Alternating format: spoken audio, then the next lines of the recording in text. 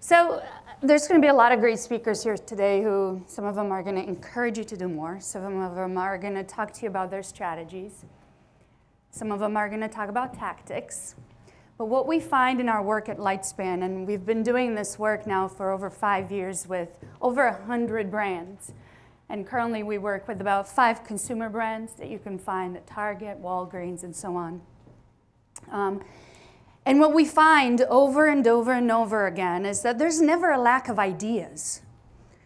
In the digital marketing space, there's a bazillion great ideas. But what happens is we take those ideas and we kill them because we can't execute.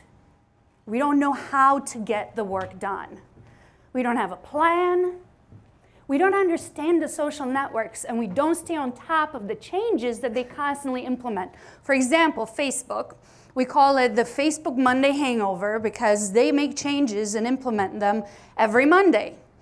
So we never launch campaigns on Mondays because we don't know what surprise we're going to find when our campaign goes live. Even just last week, Facebook has made some changes. And so what I want to encourage you today is to apply one strategy that very few companies apply. And it's as simple as this. It's as simple as writing it down in your decks, telling your executives, telling your teams that you will expect them to execute to perfection. It's a very hard thing to do. But you cannot be successful in this space with how competitive it is and with how fast everything changes unless you make an objective to always be on top of things. Things, not ideas. Because like I said, we all have a ton of great ideas. But an idea is only as great as it's well executed. So I'm going to do a very quick run through some of the tricks of social media that very few people know of. And there's more. There's so many more of them out there. These are going to help you work faster, be more effective in what you do, have more time to think through your ideas, have more time to set up strategies, and not get stuck, not kill those great ideas that you have. All right, so I'm going to move through this very fast. Hopefully we have time for questions. And I can tell you a lot more tricks. Jamie from my team is here too, and actually she knows more of this stuff than me. She's somewhere there in the middle of the room. So grab her whenever you have time. She can teach you a lot of great things. Facebook. All right. A lot of us have regional brands or want to talk to people on a regional level. And you can do so by posting and narrowing down your posts so that only people in a certain area or demographic subgroup can see it. Now, Facebook has turned this off, the default of this off, so you need to go into your settings and find that setting that allows you to turn demographic subgroups on. Right now, last year, we had a campaign with Smith Brothers, which is a cough drop manufacturer. And it was just for Chicago. It was related to the Blackhawks. So we needed this feature to only talk to the people in Chicago. Right now, they're doing the same campaign in Boston. Right? So right now, that feature helps us just target people in Boston. So again, it is under settings, under post targeting and privacy. Turn it on. Especially small brands don't have that turned on by default. Some of you may have turned it on already, so it should still be turned on. Scheduling a reshared post. So we'll see something cool from another brand, from another page, or from an associated brand. And Facebook doesn't let us schedule it into the future. The scheduling feature exists if you go to your Facebook page, enter your text, and you'll find a little button there at the bottom that lets you save a draft, scheduling to the future, at whatever time, date and time you want.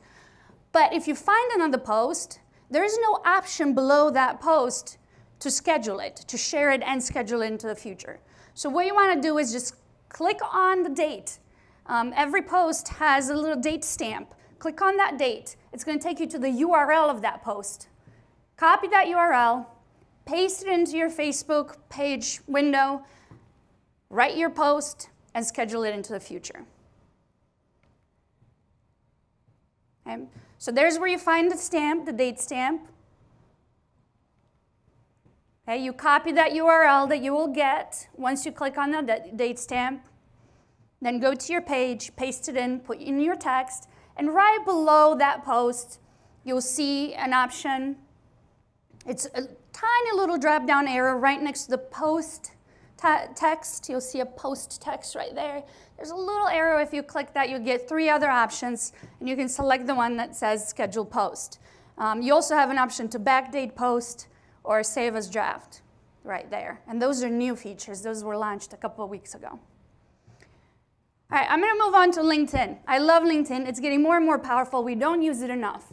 There's a couple of features that people don't use on LinkedIn. I talked to some guys at LinkedIn who have the statistics, and they said that the search feature on LinkedIn is one of the least used features. Well, if we want to do sales, we need to search for people. We need to connect with new people all the time. So I want to encourage you to use that search feature. And in fact, use that search feature on every social network. And you need to know how that feature works. Your people who do the execution have to know how that feature works. If somebody doesn't know that, they have failed. Okay, that is the simplest thing that you got to learn. So if you go to LinkedIn, we've had tremendous success with this. Take a look at who's looking at your profile. And send them a note and say, hey, LinkedIn showed me that you looked at my profile. Can I help you with anything? I've had 100% success with this. Every single person I wrote to like that wrote back. We've gotten leads that way. And so on. There's a reason why they looked at your profile. Okay? You're not being creepy by writing to them. I get this question a lot. Is it creepy? No, they're the creeps. They just looked at your profile. Right? Write to them. Find out what they need. Maybe they're shy. Maybe they don't know. Strike up a conversation. It's worked 100% of the time. Another unknown feature is that you can always bypass that cost of sending emails to people on LinkedIn. If you try to send an email to somebody directly from their profile, LinkedIn will charge you one of those email credits. But if you join a group that they're in, so this time you're the stalker, you look at their profile, look at what groups they're in, join a group that they're in, then you go to groups. Up at the top of the group, you're going to see a little link called Members. Open the Members tab, find that person, and below their name, you're going to see a few options. One of them is Send Message. If you send message through that option, you're not going to get charged an in-mail. Okay? It bypasses the standard way of sending messages on LinkedIn. Another cool feature is the Save Search feature. So last year, we were organizing a conference for CMOs who worked at ad agencies. So I went to LinkedIn, and I searched CMO ad agency, and I got a few hundred people. And then you can click. It's tiny. It's like LinkedIn doesn't want you to know these features. It's really weird. It's tiny, it's right there. And it's in gray too. Tiny text, gray. It's like, ignore me. Save it. And then every time somebody changes their title or they join LinkedIn, LinkedIn will pick that up and email you the list of these new people who are showing up on LinkedIn, meeting the criteria that you're searching for. It's really, really useful. Every week I get an email with at least 7 to 10 new names.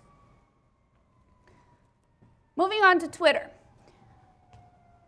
A lot of us have multiple accounts. I don't recommend it, but it happens. We have clients who have, we work with a couple of logistics companies, and they always hire, and they always need more people. So they have superior logistics jobs, superior logistics this, superior logistics bulk, superior.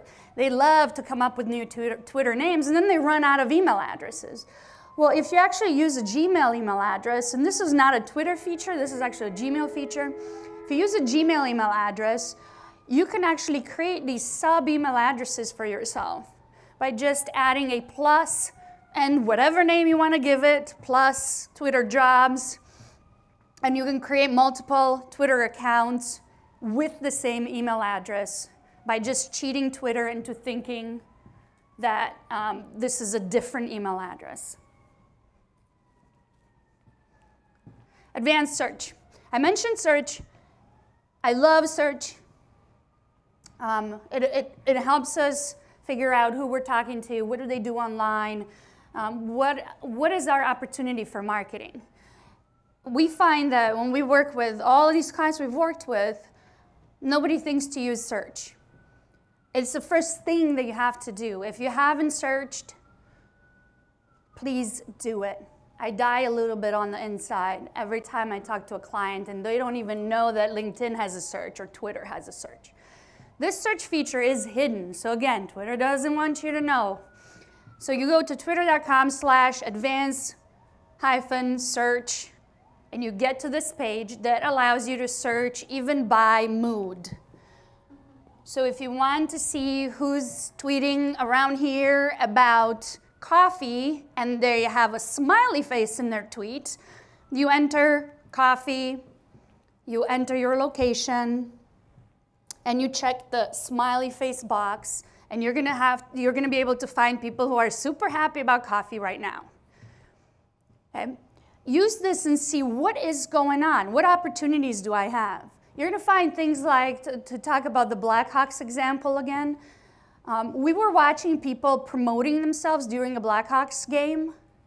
And it was just ridiculous. If you watch and you pretend like Twitter is a conversation between multiple people, it was ridiculous because it didn't make any sense. People would be like, buy this, and then people will be like, craw, craw, craw forward, and buy that. And so sometimes before you post your content, take a look, what's going on? What are people talking about?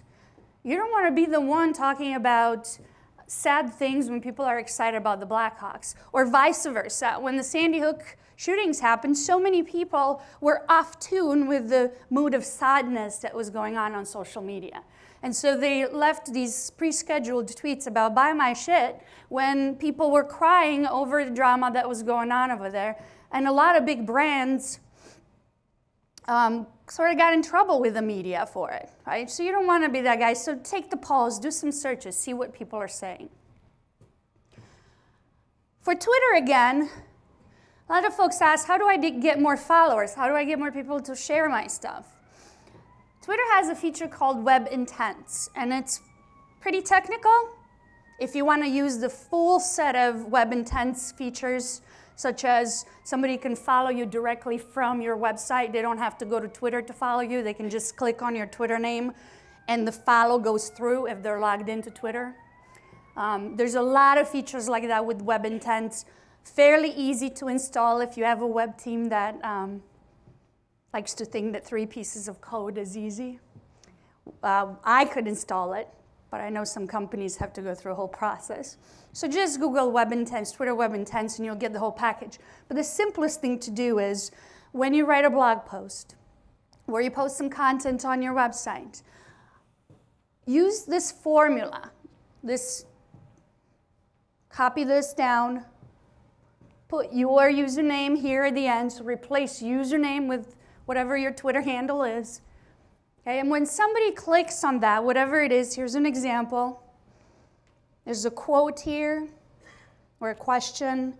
When you click on that, because this contains this link, when you click on that, you will get a mention. It'll auto-populate your username into the tweet, and then all that person has to do is put in their commentary and shoot it off, and you got an extra mention.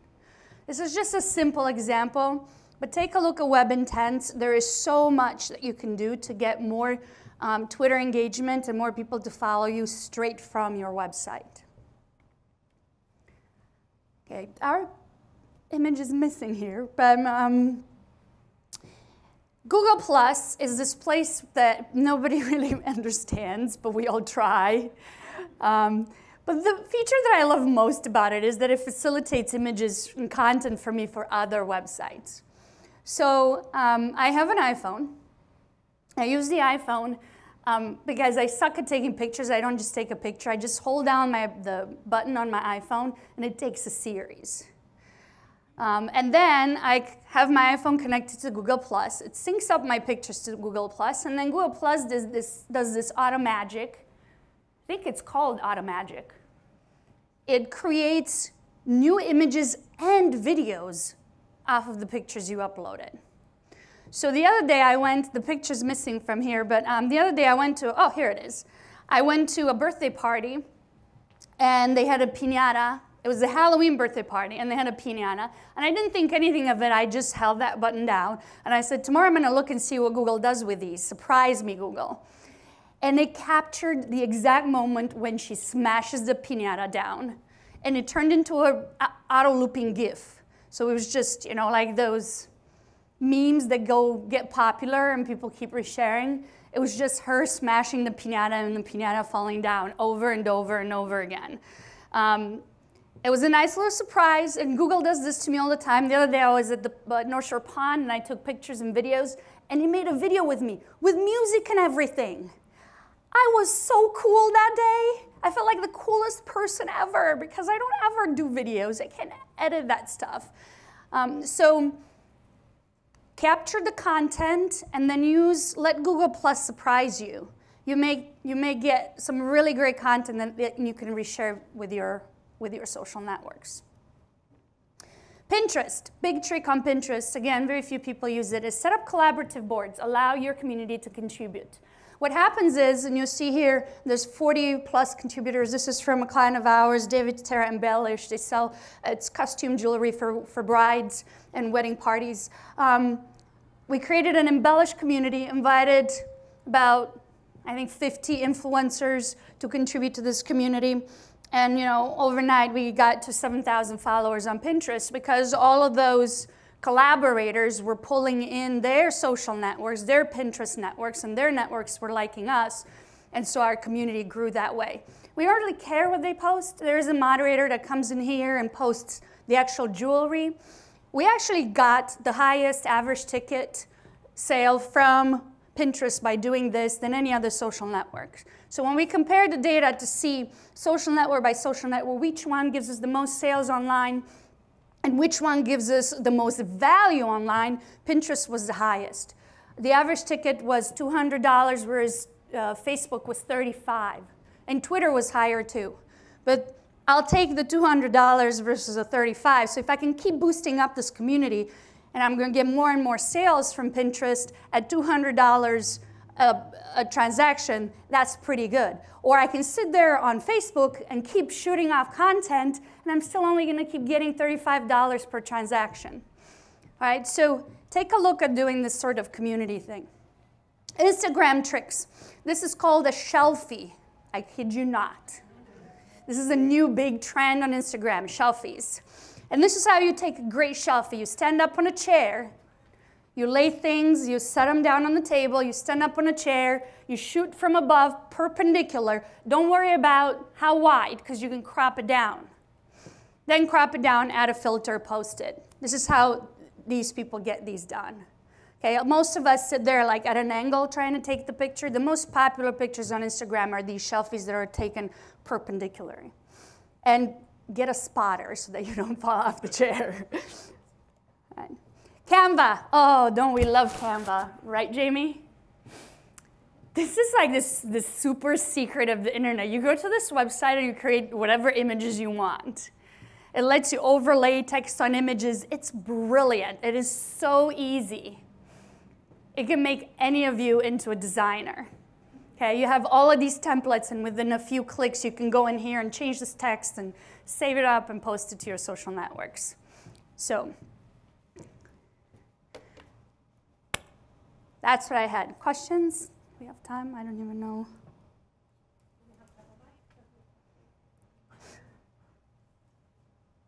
Yes.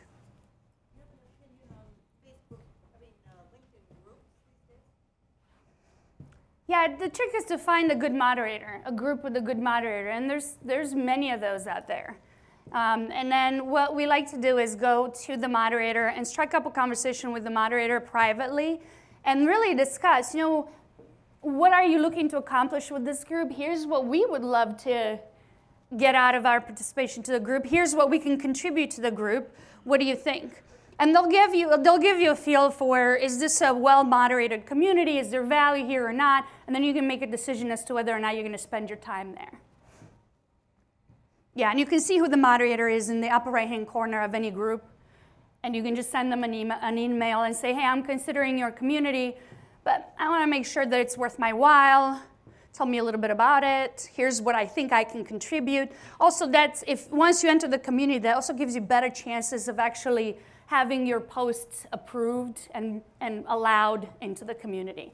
Because a lot of tough moderators these days don't let the posts go live until they actually feel like they know that person, unless there's a relationship there. So that helps you accelerate building that relationship. Did I see a hand over there? No? Yeah. So you mentioned about the collaborative Pinterest boards, and you invited a bunch of influencers. Did you give them anything to get them to be a part of this collaboration? No. No. I think they were all excited. They were all Pinteresting Pinteresters. They were all very excited to be associated with the brand. And I find this a lot, where people will do anything for you just because it makes them feel so cool that they can be in close connection with the brand. For Fleet Feet Sports Chicago, we created an entire ambassador program a few years ago, and that grew out of proportion. We don't even have to ask them to promote something for us. All we do is send an email out and say, hey, here's what's going on this week. And all of a sudden, they're like posting it all over the web because they're so flattered that they are part of the brand and that they're ambassador for that brand. It's very interesting. There's a very powerful emotional pull that that association with the brand can have. And a lot of brands don't tap into it because we're afraid that we have to give them something, we have to pay them. Now, there are Instagram people who won't do anything for you unless you pay them. There's bloggers that won't do anything for you unless you pay them. But you know what? There's a wide world out there of people who will do it. Find the people who will. So we maybe reach to 100 influencers, 60 of them turn us down. I don't care. I still have 40. That's awesome. Follow-up question. You had 100 influencers. How did you find them? How did you target them? That's a lot of influencers to reach out to. Yeah, but use the search box. Okay. Use the search tool, right? So on Pinterest too, you can use the search tool, and we look to see who gets a lot of shares and comments and all of that. We have a tool that we use called InkyBee. And what we do in there is we put in keywords, and it returns to us lists of blogs with a series of data associated to these blogs.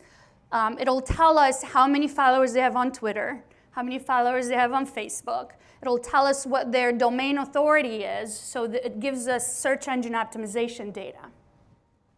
So then we can filter down based on those data points. Again, it's called InkyBee. INKYBEE.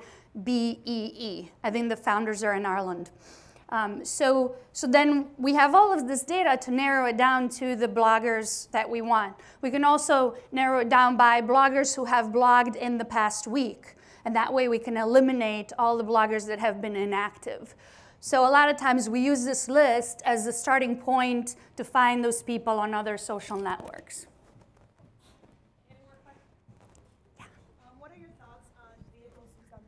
Generate more content, or I've heard about them. You can you pay a certain amount monthly, and they generate content from your competitors and things like that.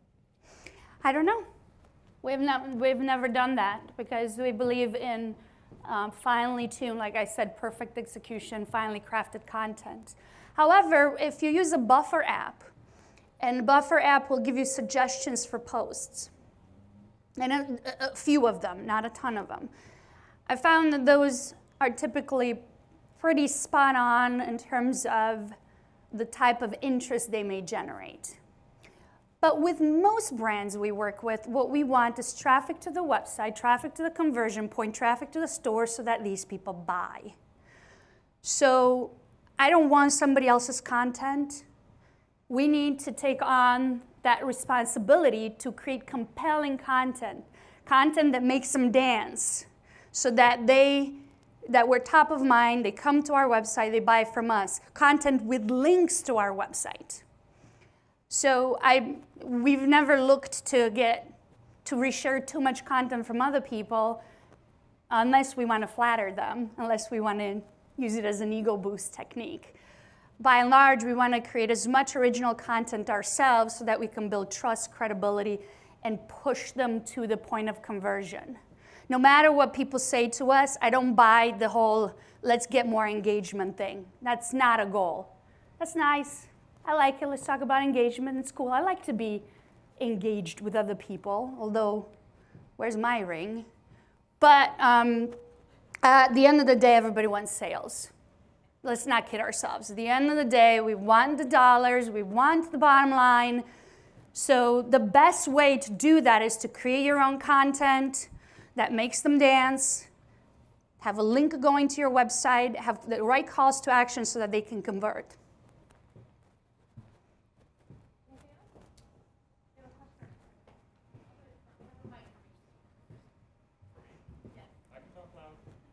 Todor, I've known you online forever. This is the first time we see each other in person. Here you go. You briefly mentioned Google+. Do you recommend that brands spend time and resources, or do you do it for your clients, brand pages in addition to Facebook, Twitter, Pinterest, everything else? Does it make sense to still manage Facebook, Google+ pages these days? I think if I answer yes, Jamie's going to punch me in the face right now. So it's a tricky one. The way we approach this question is that we look to see how much resources we have and what are the top priorities that we need to attack. And if there's an opportunity for us to get traffic from Google+, and that opportunity is higher than on other social networks, we'll do it. If I have unlimited resources, I would usually test all the social networks against each other and see what we get. Like in the Embellish example that I gave you, we were running on multiple social networks, and we did not expect Pinterest to work because we weren't getting a lot of traffic from Pinterest. And we needed to wait for about a year to have enough data collected to be able to really properly compare the social networks. And even at that point, we weren't having enough traffic. We were still getting, volume-wise, we were still getting the most sales from Facebook, right? So when we decided to do more on Pinterest, it was also a matter of changing strategies. Because to get more out of Pinterest meant getting more visits from Pinterest. So how do we get more visits from Pinterest? At that point, we weren't even going to think about Google+, because I had this opportunity in my hand. If I can get more visitors from Pinterest, and if they consistently buy more in one visit, that's my golden egg right there. I'm not going to drop that to put that time into Google+. If you take an approach that's an outreach approach, so I want to find these influencers for Pinterest, and if the only way for me to get to this person is via Google+, then I need to be on Google+. So from an outreach perspective, it is good to be on Google+. And as an individual, it is good to be on Google+. But I can never choose one social network over another without first testing and looking at the data. We have been wrong so many times. 80% of marketing is failure. It's like trading. It's like investing. If 20% of what you do is going to get you great results, that's all I need. I can keep failing. So we keep testing and testing and testing until we identify the right places for us to be. I would never advise anybody to just throw themselves into a social network without looking at the entire picture. Yep. Thank you very much. Thank you.